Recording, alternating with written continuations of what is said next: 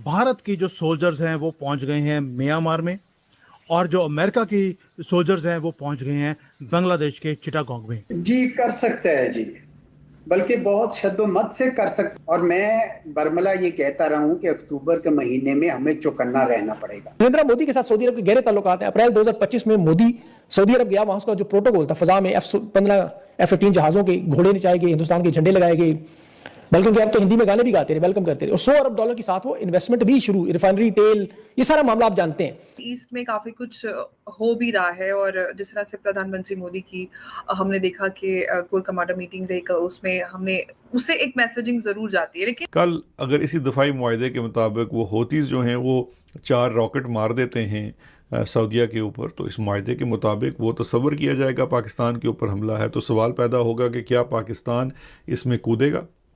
फिर कल अगर ईरान के साथ इनका कोई इशू शुरू हो जाता है तो क्या पाकिस्तान फिर ईरान के ख़िलाफ़, क्योंकि अगर ईरान कोई रॉकेट मार देता है, ड्रोन भेज देता है, कुछ कर देता है, तो फिर पाकिस्तान ईरान के ख़िलाफ़ सफ़ा रहा होगा। तो याद रखें कि ये मुआहदा पाकिस्तान की तारीख में पहली दफा नहीं, ये गलत कह रहे हैं, ये तीसरी मरतबा हुआ है, और पाकिस्तान की तारीख में ये तीसरी दफा मुआहदा भी फौजी हुक्मरानों के साथ हुआ है।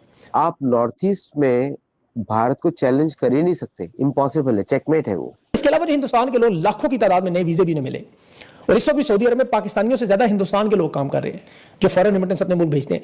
अब इन हालात में हिंदुस्तान के हमले पर सऊदी अरब क्या फौजी जवाब देगा, ये तो नामुमकिन सी बात है। नमस्कार दोस्तों, जय हिंद। वीडियो रिएक्शन में आपका स्वागत है। दोस्तों, दक्षिण एशिया के संवेदनशील क्षेत्र में पिछले कुछ दिनों से सैन्य हलचल तेज हुई है। एक तरफ बांग्लादेश के चटगांव में अमेरिकी सेना के 100 से अधिक सैनिक पहुंचे हैं, वहीं दूसरी तरफ भारत ने म्यांमार में अपनी तीनों सेनाओं की 120 से ज़्यादा जवान भेजे हैं। जानकारों की माने तो यह घटनाएं संयोग मात्र नहीं लग रही हैं, खासकर तब जब दोनों जगह भारत के पर्वत राज्यों और म्यांमार की स्थिति रखायन के प्रांत के करीब है। क्या यह अमेरिका का इंडो पैसिफिक रणनीति का हिस्सा है या फिर क्षेत्रीय शक्तियों के बीच नया तनाव? बांग्लादेश के चटगांव शहर बंगाल की खाड़ी के रणनीतिक तट पर स्थित है। यह जगह पिछले सप्ताह से अमेरिकी सैनिक गतिविधियों का केंद्र बन गई है। दूसरी तरफ भारत ने जवाबी कार्रवाई की है। 16 सितंबर को भारतीय वायुसेना का IL-76 विमान म्यांमार की राजधानी नाइटपीड़ा में उतरा, जिसमें थल सेना, नौसेना और वायुसेना के 120 जवान सवार थे। यह तीसरा India Myanmar reciprocal military cultural exchange programme है। के साथ सऊदी अरब के गहरे ताल्लुकात हैं। अप्रैल 2025 में मोदी सऊदी अरब गया, वहां उसका जो प्रोटोकॉल था, फजा में F-15 F-18 जहाजों के घोड़े नचाए गए, हिंदुस्तान के झंडे लगाए गए, बल्कि उनके अब तो हिंदी में गाने भी गाते रहे, वेलकम करते रहे, और $100 अरब के साथ वो इन्वेस्टमेंट भी शुरू, रिफाइनरी तेल, ये सारा मामला आप जानते हैं। इसके अलावा जो हिंदुस्तान के लोग लाखों की तादाद में नए वीजे भी नहीं मिले, और इस वक्त भी सऊदी अरब में पाकिस्तानियों से ज्यादा हिंदुस्तान के लोग काम कर रहे हैं जो फॉरेन रेमिटेंस अपने मुल्क भेजते हैं।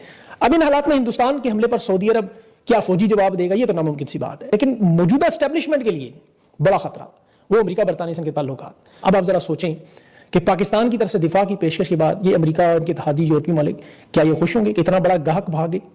फील्ड मार्शल की हिमायत करेंगे, एक्सटेंशन की तोसी में मदद करेंगे, या वो करेंगे जो उन्होंने अयूब खान के साथ उस वक्त किया जब मुआहदे हुए थे, उससे फारग किया।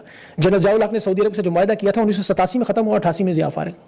सोवियत यूनियन की जरूरत नहीं थी, आमों की पेटी पाट गई थी। बड़ी इंपॉर्टेंट बता रहा हूं क्योंकि अमेरिका अपने इतने बड़े गाहक नहीं जाने देगा।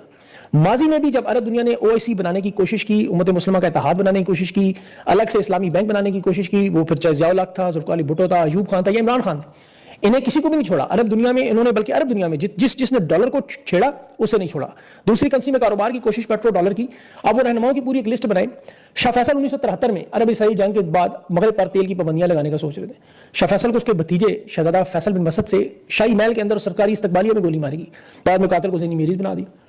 अमेरिका और नेटो के खिलाफ कज़ाफी ने मुखालफत की, एक गोल्ड दिनार का मंसूबा शुरू किया, 2011 में नेटो ने हमले करके उड़ा दिया। कल अगर इसी दफाई मुआहदे के मुताबिक वो होतीज जो हैं वो 4 रॉकेट मार देते हैं सऊदीया के ऊपर, तो इस मुआहदे के मुताबिक वो तसव्वुर किया जाएगा पाकिस्तान के ऊपर हमला है। तो सवाल पैदा होगा कि क्या पाकिस्तान इसमें कूदेगा? फिर कल अगर ईरान के साथ इनका कोई इशू शुरू हो जाता है तो क्या पाकिस्तान फिर ईरान के ख़िलाफ़, क्योंकि अगर ईरान कोई रॉकेट मार देता है, ड्रोन भेज देता है, कुछ कर देता है, तो फिर पाकिस्तान ईरान के ख़िलाफ़ सफ़ा रहा होगा। ये तमाम वो सवाल हैं, ये तमाम वो चीज़ें हैं जिनको डिस्कस करने की या जिसकी अप्रूवल देने की जो अथॉरिटी है अंडर द लॉ वो है पार्लियामान को। 2015 में पाकिस्तान की पार्लियामान जो है इस पूरे चीज़ को रिजेक्ट कर चुकी है। आज 2025 में जब ये मुआहदा किया जा रहा है तो ना ही वो पार्लियामान में लाया गया, ना ही वो काबीना के सामने लाया गया, ना ही उस फैसले की या उस पूरे मुआहदे की तफसील जो है वो रखी गई।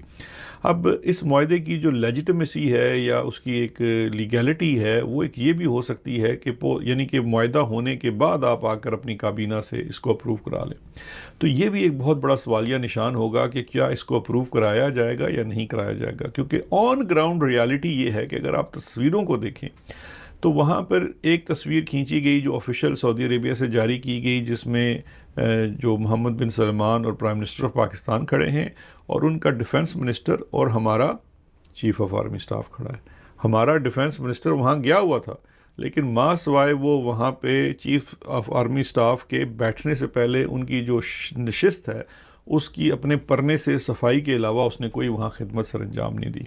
फिर जो प्रेसिडेंस दिखाया गया बैठने का, उसमें भी जो हमारा डिफेंस मिनिस्टर है वो चीफ ऑफ आर्मी स्टाफ के बाहर बैठा हुआ है, जबकि प्रोटोकॉल के मुताबिक चलो on the paper he defence minister जो है वो 2-3 टर्म्स ज़्यादा सीनियर होता है in order of precedence army chief से। लेकिन चूंकि रियलिटी सऊदी अरेबिया भी जानता है, इसलिए आज आपके पास ये बहाना नहीं था कि आपने जाके पार्लियामान से बात करनी है या उससे बात करनी है। भारत की जो सोल्जर्स हैं वो पहुंच गए हैं म्यांमार में, और जो अमेरिका की सोल्जर्स हैं वो पहुंच गए हैं बांग्लादेश के चिटागोंग में।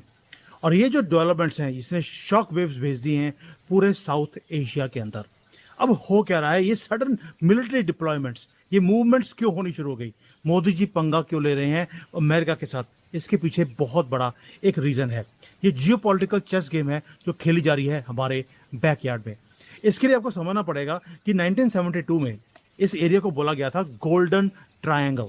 इसका मतलब क्या है, ये जो ये अमेरिका है उन्होंने पब्लिश किया था एक रिसर्च डॉक्यूमेंट जिसमें उन्होंने बोला था कि गोल्डन ट्रायंगल बनेगा ये एरिया फॉर ड्रग ट्रैफिकिंग। और कल भी अमेरिका में डोनाल्ड ट्रंप ने बोला कि भारत से ड्रग्स आती हैं, और आती कहां से हैं, नॉर्थ ईस्ट से। अभी चक्कर क्या है, उसको अपनी आर्मी भेजनी क्यों पड़ी और हमें म्यांमार में अपनी आर्मी को भेजनी पड़ी। अब आपको समझाता हूं चक्कर क्या है। ये जो ट्रायंगल है इसके अंदर आता है ड्रग ट्रैफिकिंग का ट्रायंगल, ये नॉर्थ ईस्ट इंडिया, म्यांमार का चिन प्रोविंस और बांग्लादेश का जो चिटागोंग है, ये तीनों मिलकर एक ट्रायंगल बनाते हैं। और यहाँ पर जो ये लोकेशन है ये बड़ी स्ट्रेटेजिक भी है। पहली बात यह है कि सिर्फ ये ड्रग्स की बात नहीं है दोस्तों, यहाँ से जो वर्ल्ड का largest deposits of rare earth minerals हैं वो भी इस एरिया में पाए गए हैं। और जहाँ पर मिनरल्स हों और अमेरिकन के मुंह में पानी ना आए, ऐसा हो नहीं सकता। यानी कि 19th एंड 20th सेंचुरी जो थी वो लड़ी गई ऑयल के लिए, और 21st सेंचुरी जो है वो लड़ी जाएगी रेयर अर्थ मिनरल्स के लिए।